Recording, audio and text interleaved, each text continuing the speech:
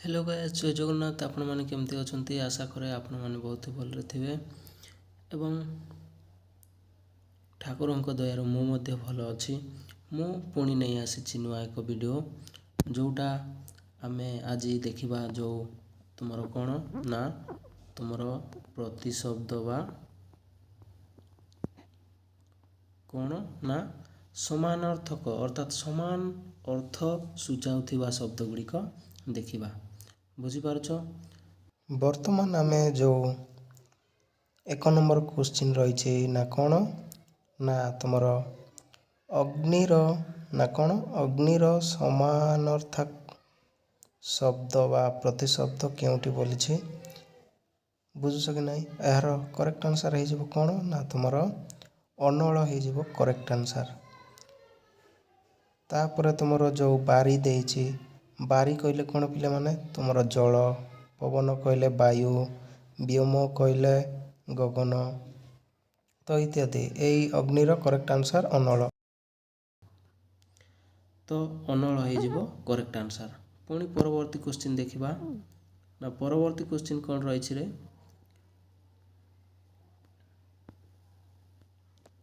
परवर्ती क्वेश्चन रही तुमर कौन ना जलर प्रतिशब्द बाछ बोली।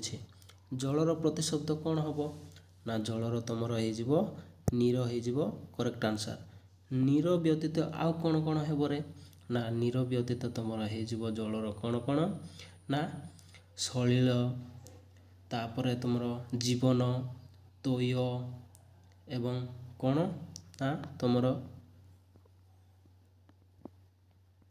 बारी, तापर तुमर अंभु इत्यादि हम। बुझीपारछ कि नहीं। तापर पुणी परवर्ती क्वेश्चन देखा 3 नंबर क्वेश्चन देख ना कौन 3 नंबर क्वेश्चन तुम देछि ना कौन आकाशर समानार्थक शब्दटी केउटी। आकाशर कौन हम ना अंबर हो तुम करेक्ट आंसर। बुझिछ। तापर पुणी परवर्ती क्वेश्चन देखा। परवर्ती क्वेश्चन कौन रही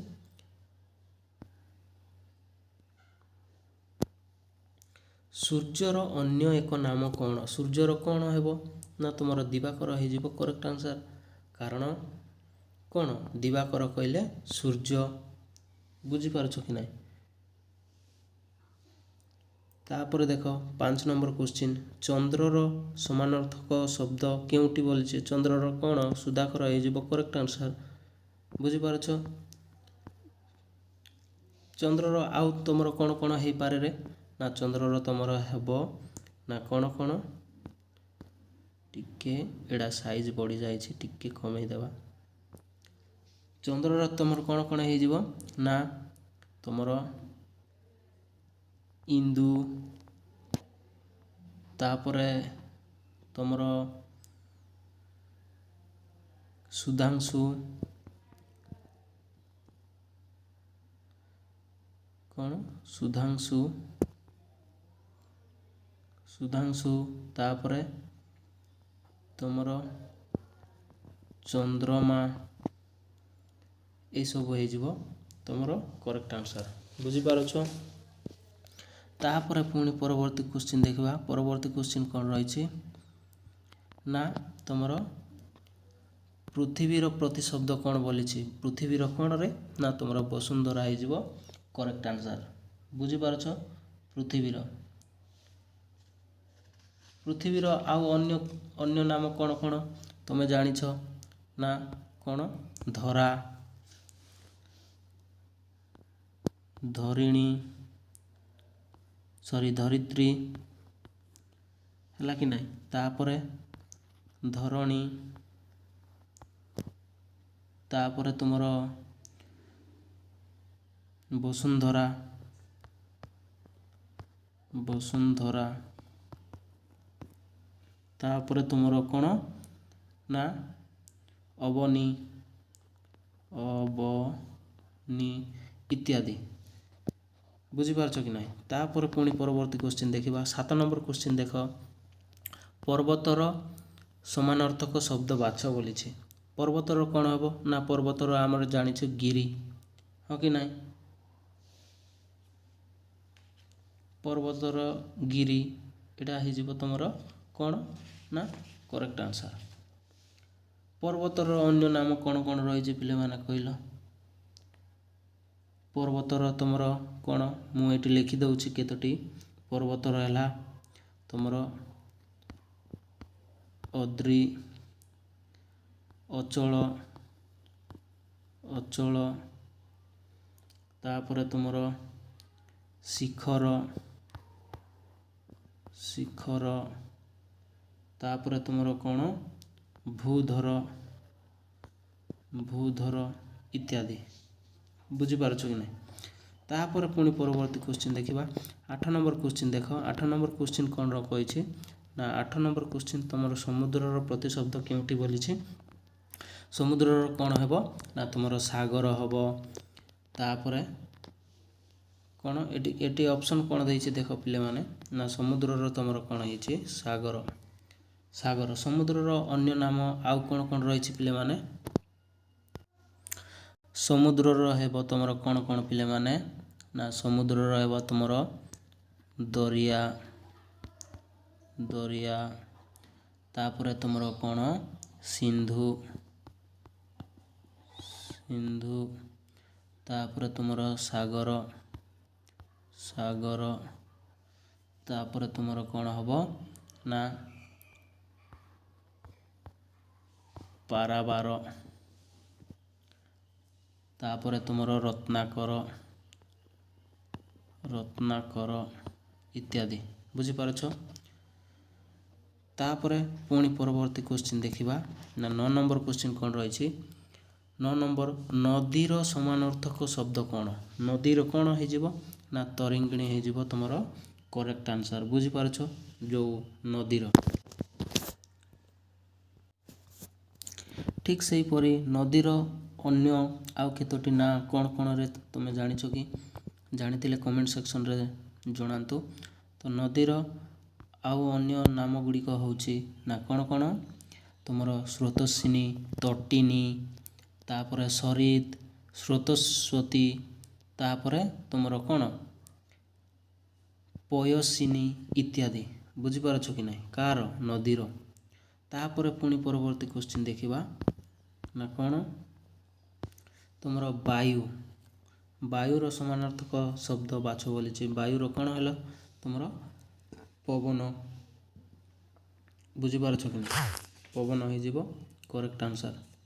तापर सेमती कौन कौन हो ना तुम मरुत हेब बात हेब समीरण हेब अनिल हेब मरुत हेब तापर पवमान हेब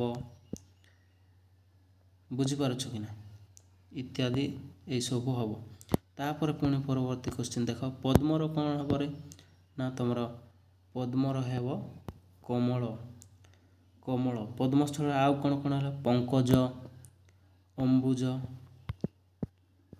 अंबुज अंबुज पर तुम कौन राजीव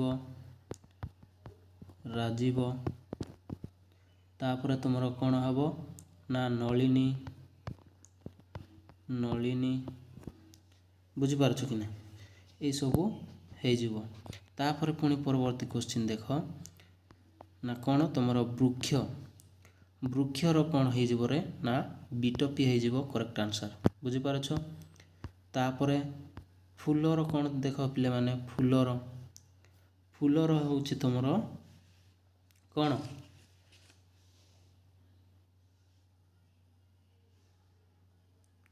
कुसुम हो करेक्ट आंसर बुझीपारछ कि नहीं फूलर कुसुम हो करेक्ट आंसर। यही फूलर अन्य नाम गुड़िक आउ कौन कौन अच्छी पे माने कहल ना आमे जानिछु कौन ना पुष्प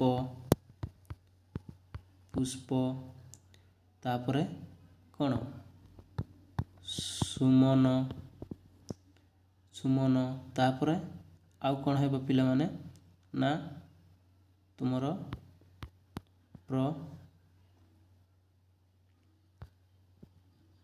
प्रसून प्रसून बुझीपारछ। तापर देख 14 नंबर क्वेश्चन ଗଜ କହିଲେ କ'ଣ ରେ? ଗଜ କହିଲେ ତୁମର ହାତୀ ହେଇଯିବ ରାଇଟ୍ ଆନ୍ସର୍ ହେଲା। ଘୋଡ଼ାକୁ କ'ଣ କୁହନ୍ତି? ଅଶ୍ୱ କୁହନ୍ତି, ହଁ କି ନାହିଁ? ତାପରେ ସିଂହକୁ କ'ଣ କୁହନ୍ତି? ନା ପଶୁରାଜ। ବାଘକୁ କ'ଣ କୁହନ୍ତି? ବାଘକୁ ବାଘ ତ କୁହନ୍ତି, ଆଉ କ'ଣ? ଅଶ୍ୱ। ଏ ଦେଇଛି ଦେଖ ପିଲାମାନେ, ଅଶ୍ୱ କହିଲେ କ'ଣ? ନା ଘୋଡ଼ା। ଘୋଡ଼ା ହେଇଯିବ ତୁମର କରେକ୍ଟ ଆନ୍ସର୍। ପୁଣି ପରବର୍ତ୍ତୀ କ୍ୱେଶ୍ଚିନ୍ ଦେଖିଦେବା। ନା କ'ଣ ତୁମର 16 ନମ୍ବର କ୍ୱେଶ୍ଚିନ୍ କ'ଣ ଦେଇଛି? ସିଂହ। ଏବେ କହିଲି ନା ସିଂହ କ'ଣ? ନା ପଶୁରାଜ ହେଇଯିବ ତୁମର କରେକ୍ଟ ଆନ୍ସର୍।